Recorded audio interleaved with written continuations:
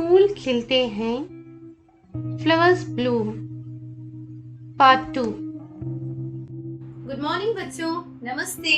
पाठ का पुनर्कथन करते हैं। पिछले पाठ में हमने देखा था प्रकृति प्रेम से संबंधित इस वर्णनात्मक निबंध में रंग बिरंगे फूलों के बारे में वर्णन है और साथ ही ये बताने की चेष्टा की गई है कि हमारा देश फूलदार पौधों की प्रजातियों से भरपूर है। फूलों ने मानव का इतना मन मोहा कि उसने इनके सुंदर चित्र बनाए और भित्ति चित्रों में उकेरा, कपड़ों में काढ़ा और बुनवाइयों में बुना। उसने फूलों की सौगात दी, फूल मालाओं से घर सजाया और फूलों की इत्र बनाकर सुगंध फैलाई। इस प्रकार हमारी पूरी संस्कृति ही फूलों से रची बसी है। तो अर्थात फूलों ने मानव को इतना अट्रैक्टिव किया कि वो हर एक सजावट में फूलों की ही सहायता लेते हैं। यहाँ तक कि दीवारों पर भी फूल इतने प्यारे लगते हैं कि मानव दीवारों पर भी फूल की चित्रकारी करने लग जाता है। दीवारों पे चित्रकारी करने को भित्ति चित्रों का उकेरा कहा जाता है। और कपड़ों में गाढ़ा, जैसे कि कपड़ों में एम्ब्रॉयडरी सब कुछ करते हैं हम लोग। बुनवाइयों में बुना, इसमें कुछ बुन के वीविंग करके भी हम लोग कपड़ों में कुछ ना कुछ एम्ब्रॉयडरी करके फ्लावर्स लगा लेते हैं। और उसने फूलों की सौगात दी, सौगात जैसे कि बुके, गिफ्ट, फूल के जरिए से हम गिफ्ट देते हैं। फूल मालाओं से घर सजाया, फूल मालाओं गार्लैंड कह सकते हैं, और इसी गार्लैंड से हम घर को भी सजाते हैं। कुछ भी घर में अच्छा काम है तो पहले फूलों से ही हम शुरुआत करते हैं। और फूलों से इत्र की सुगंध बनाई, जैसे कि फूल में जैसी जैसी खुशबू पाई जाती है उसी के जरिए से हम बहुत सारे वैरायटी के इत्र बनाने की कोशिश, इत्र मतलब परफ्यूम। इस प्रकार हमारी पूरी संस्कृति फूलों से ही रची बसी है। रची बसना मतलब only there the flowers only are there. क्यों यहाँ पे हमारी संस्कृति में फूल ही रहते हैं। देखो, अभी किसी का जन्मदिन आया तो जरूर फूल ही फूल रहते हैं। किसी की शादी या किसी बारात में बिना फूल के कुछ काम ही नहीं हो सकता है।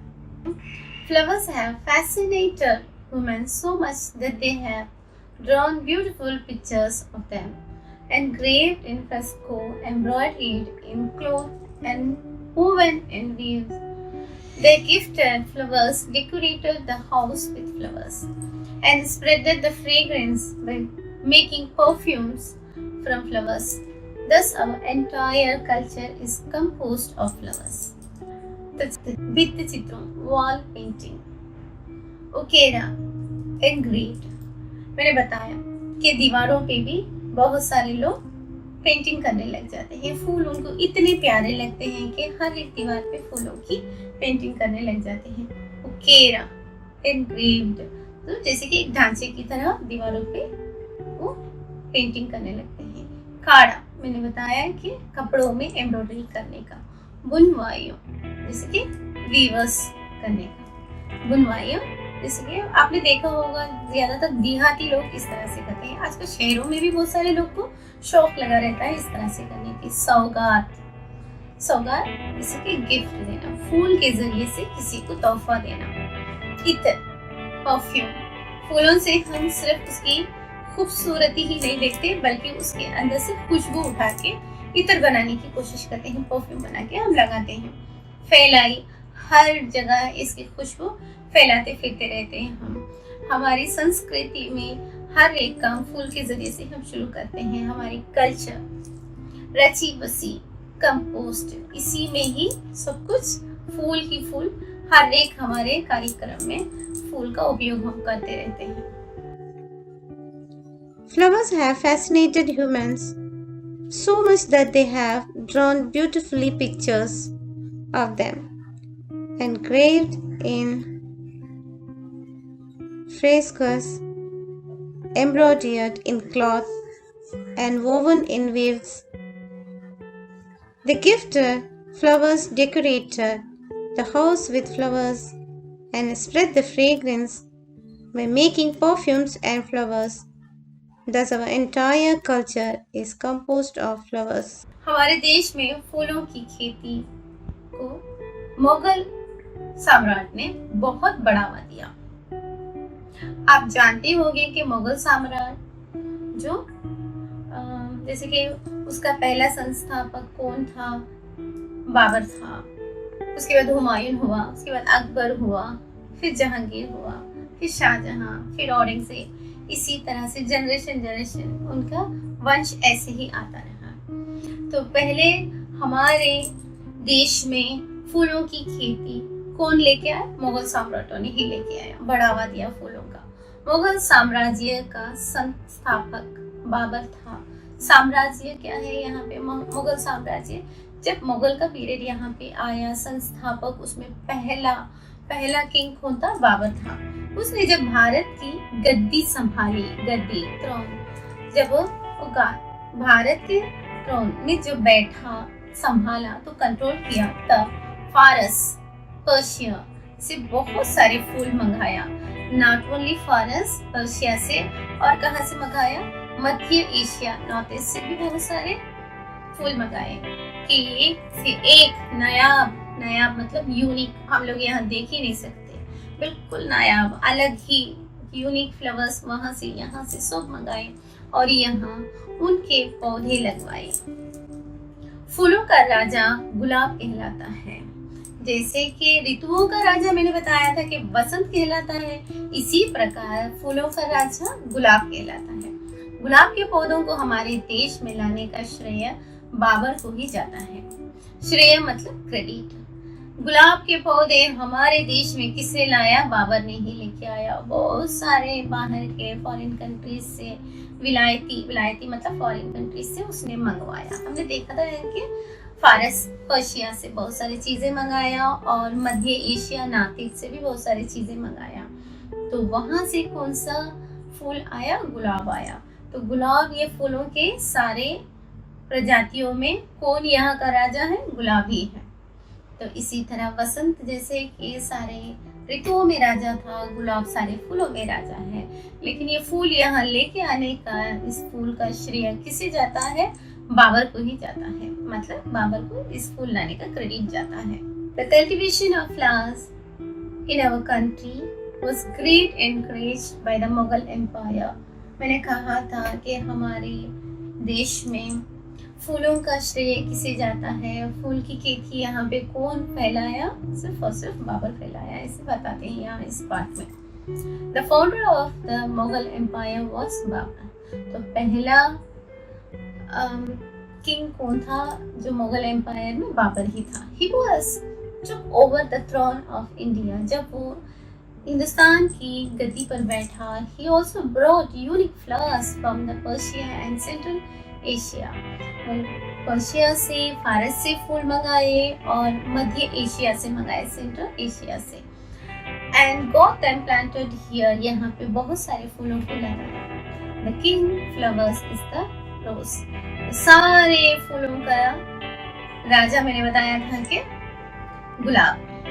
The credit of bringing the rose plants to our country goes to Babar.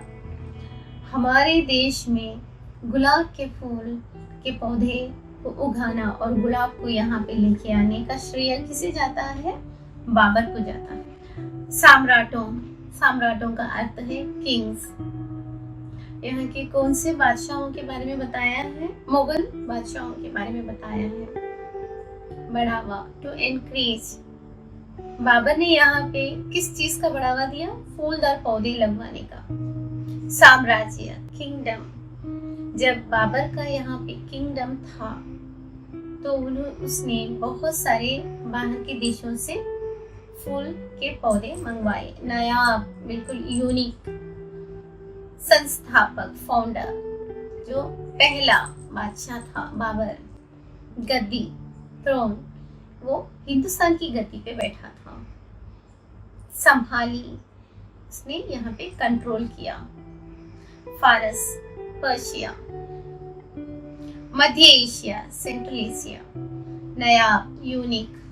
सो बाबर ने फारस से भी फूलदार पौधे मंगवाए और मध्य एशिया, सेंट्रल एशिया से भी उसने बहुत सारे फूल मंगवाए और नया फूल मंगाए, जैसे कि एक साधारण फूल नहीं मंगाए बल्कि यूनिक। और ये श्रेय, एक क्रेडिट किसको जाता है? गुलाब यहाँ पे मंगवाने का सिर्फ और सिर्फ बाबर को जाता है। The cultivation of flowers in our country was greatly increased by the Mughal Empire. The founder of the Mughal Empire was Babur. When he took over the throne of India, he also brought unique flowers from Persia and Central Asia and got them planted here. The king of flowers is the rose. The credit of bringing the rose plant to our country goes to Babur. बादशाह अकबर भी बाग बगीचे और फूलों का बड़ा शौकीन था। उसके शासनकाल की बातें अबुल फजल द्वारा रचित अकबरनामा और आईना अकबरी नामक ग्रंथों में मिलती है। उसने आईना अकबरी में जिन फूलों के रंगों और उनके उल्लेख के मौसम के बारे में विस्तार से बताया है।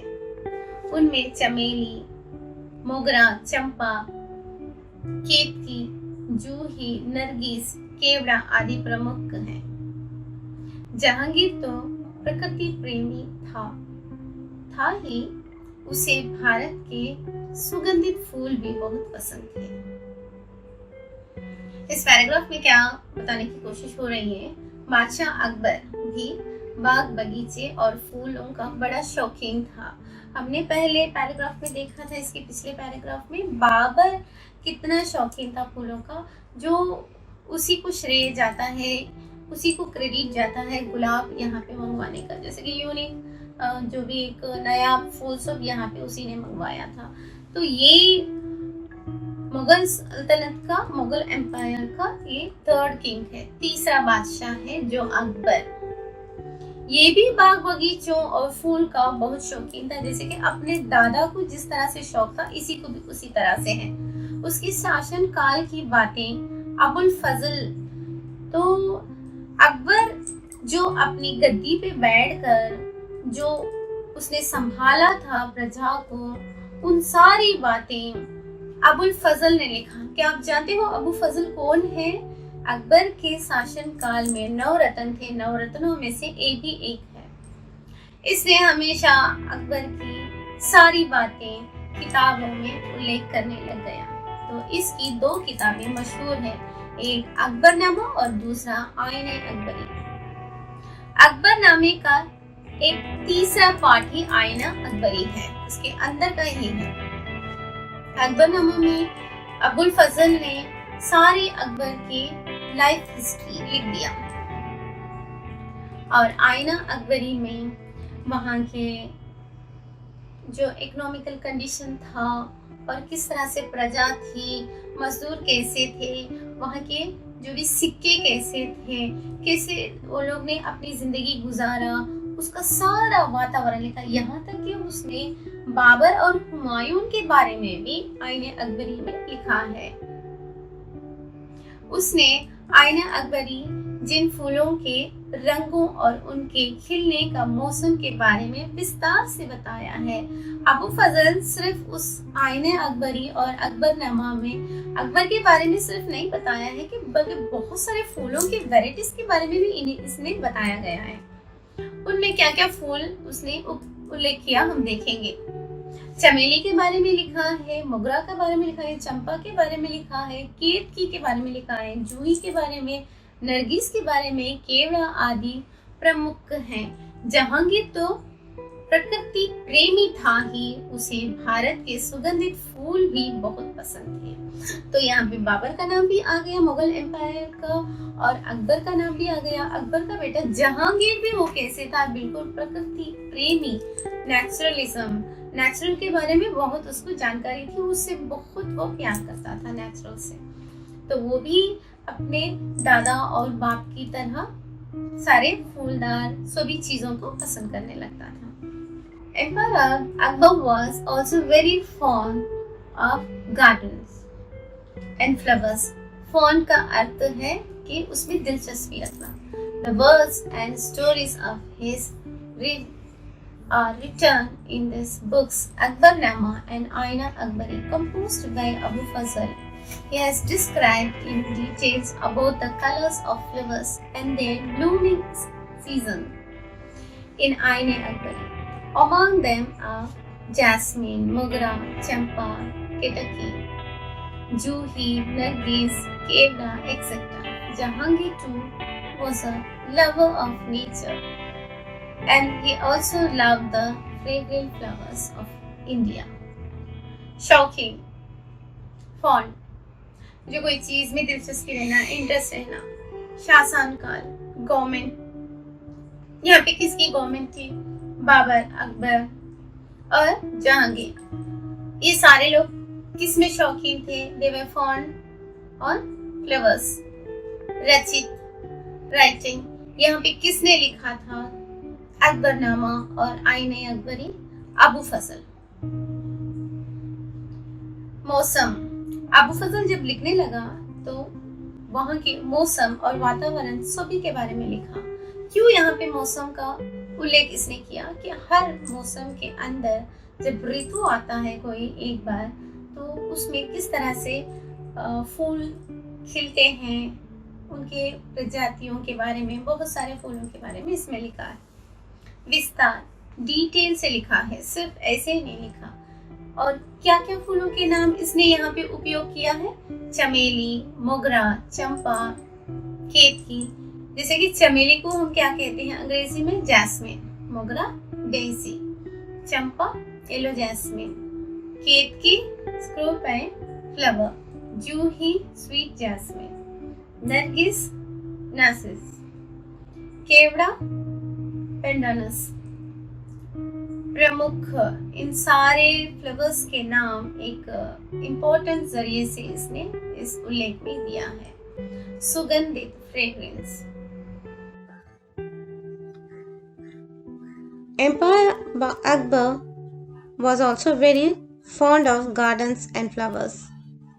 The word and stories of his reign are written in the books Akbarnama and Aine Akbari, composed by Abu Fazl. He has described in details about the colors of flowers and the blooming season in Aine Akbari. Among them are jasmine, mogra, champa, katki, juhi, nargis, kevra, etc. Jahangir too was a lover of nature, and he also loved the fragrant flowers of India. जब पुर्तगाली और अंग्रेज भारत आए तो वे भी हमारे देश में विदेशी फूलदार पौधे लेकर आए और हमारे देश से भी अनेक सुंदर फूलदार पेड़ पौधों को विदेश ले गए. विदेशी वनस्पति विज्ञानियों ने तो नए फूलों और दूसरे पेड़ पौधों की तलाश में हमारे देश का चप्पा चप्पा छान डाला. उन्हें नए नए सुंदर फूल मिले भी. हिमालय, उत्तर पूर्व और अन्य इलाकों में फूलों की तमाम प्रजातियों वे इंग्लैंड ले गए. तो इस पैराग्राफ में क्या बोलने की कोशिश कर रहे हैं? मतलब जब पोर्चुगीज और अंग्रेज भारत प्रवेश किया, भारत में आए, when they came here, तो वहाँ के देश के बहुत सारे फूल के पौधे लेकर यहाँ पे आए. ये सिर्फ नहीं किया बल्कि हमारे देश के बहुत सारे फूल जो पौधे हैं फूलों के, वो यहाँ से लेके वहां गए. और विदेशी से जो भी वनस्पति विज्ञानियों, जो बॉटनिस्ट थे, वो नए नए फूलों और दूसरे पेड़ पौधों की तलाश, सर्च करते हुए हमारे देश में चप्पा चप्पा छान डाला. नुक्कड़ कॉर्नर सभी जगह जाके हमारे देश में जो जो मेडिसिनल फ्लावर्स है, प्लांट्स है, सभी को कलेक्ट करने की कोशिश कर लिए. और उन्हें नए नए फूलों की बहुत सारे सुंदर फूल भी उनको मिले. और हिमालय, उत्तर पूर्व हिमालय की जो भी नॉर्थ ईस्ट साइड है, वहाँ पे अन्य इलाकों मतलब एरिया, बहुत सारे एरिया में जाके वहाँ पे फूलों की तमाम प्रजातियों, तमाम मतलब एवरी प्रजातियों, ऑल द वेराइटीज, वो क्या किए वहाँ से कलेक्ट करके इंग्लैंड ले गए। तो बच्चों, इस पाठ से आपको एक सीख मिलती है कि हमेशा फूलों को बचाए रखना, कि फूल ही हमें मुस्कुराना सिखाते हैं। तो एक ऐसी प्रकृति है फूलों की कि हम जितने भी गम से रहें, हमें कोई भी एक कष्ट आए, तो फूलों को जब हम देखते हैं तो वो पता ही नहीं चलता है कि हमारे गम और हमारे कष्ट कहाँ चले जाते हैं। तो इसी वजह से इस निबंध के आधार पर एक संदेश आपको मिलता है कि फूलों को हमेशा बचाए रखना है। When the Portuguese or British came to India, they also brought exotic flowering plants to our country. I told you, they have brought many flowers plant here and took many beautiful flowering plants from our country to abroad. I told you, they have took many plants, many flower plants from our country also, and many beautiful flowering plants from our country too they have taken to abroad. Foreign botanists searched even remote part of our country in search of new species of flowers and other plants. They also found new beautiful flowers. They took all the varieties of flowers from the Himalayas, northeast and other areas to England. Children, we should preserve the flowers, and flowers teach us to smile. पुर्तगाली, Portuguese, मैंने बताया था जैसे कि Vasco da Gama किस तरह से हिंदुस्तान आए, कि भारत आए, तो विदेशी फॉरेनर्स, वो लोग तो हमारे देश के नहीं होते हैं, तो ऑब्वियसली वो भी फॉरेनर्स ही होते हैं, विदेशी होते हैं। वनस्पति विज्ञानियों जैसे कि बॉटनिस्ट, तलाश, तो ये लोग को किस चीज़ की तलाश थी कि कुछ भी एक मेडिसिनल प्लांट और फ्लावर्स हम लोग को मिला तो अच्छी बात है। चप्पा चप्पा देवे एवरीवेयर देवे सर्च, लुक एंड कॉर्नर देवे सर्च, छान, सो ये भी क्या है, एक सर्च करने का है। उत्तर पूर्व, नॉर्थ ईस्ट इलाकों, तो लोकेलिटीज, तमाम एंटायर एरिया देवे वेंट एंड देवे सर्च, प्रजातियों, वेराइटीज। तो बच्चों, आज आप इस पाठ से एक सीख लिया है कि फूलों को हमेशा बरकरार रखना चाहिए, हम लोग फूलों को महफूज रखना चाहिए, कि उनकी हर एक प्रजातियों को हम हमारे हिंदुस्तान की शान के नाम से हमेशा बढ़ावा देना चाहिए, उसका ध्यान रखना चाहिए। When the Portuguese and British came to India, they also brought exotic flowering plants to our country and took many beautiful flowering plants from our country abroad. Foreign botanists searched even remote parts of our country in search of new species of flowers and other plants. They also found new beautiful flowers. They took all the varieties of flowers from the Himalayas, northeast and other areas to England. Children, we should preserve the flowers. These flowers teach us to smile.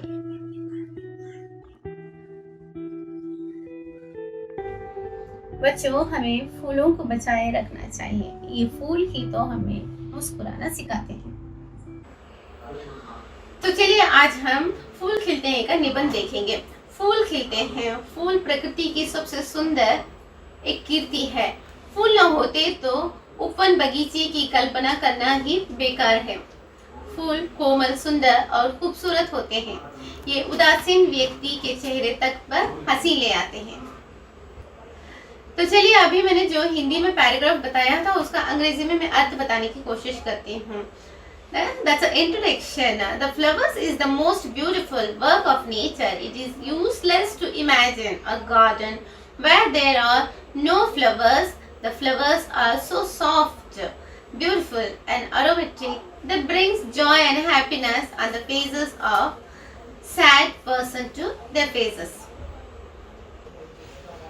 तो चलिए अभी हम इस निबंध का दूसरा paragraph देखेंगे, जिसमें ये क्या है, इसका शीर्षक फूलों का महत्व।